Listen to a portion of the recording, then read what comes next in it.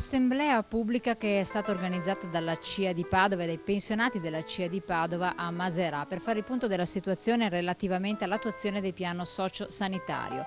Si parla di territorialità, di un'attuazione che è anche difficile ma ancora lacunosa.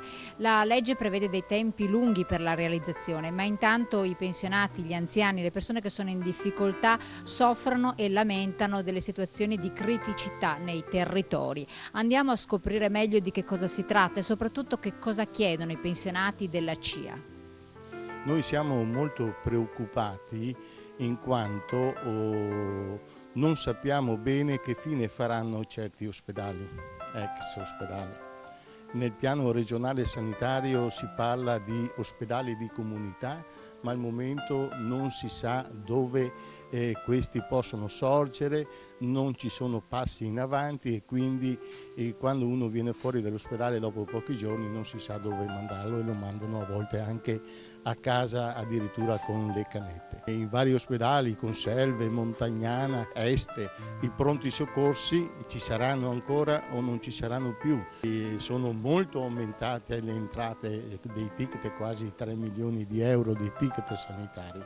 La situazione economica è difficile, ci sono oramai milioni di persone, si parla di 9 milioni, questo è dato dell'Istat, di persone che non si curano più. Al centro dell'attenzione la sanità, un diritto per tutti, ma è così effettivamente o ci sono delle lacune, dei problemi che vanno risolti e come?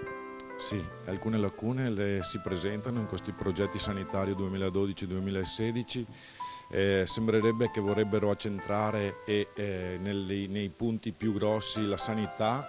Noi invece come Confederazione riteniamo con i nostri pensionati che servono anche quei piccoli centri distaccati, perché accentrare tutto sarebbe come una globalizzazione del settore sanitario, però crediamo che questo non dia risposte sufficienti ai nostri anziani e noi non vogliamo fare questa battaglia perché rimangano anche i centri distaccati. A chi vi rivolgete principalmente?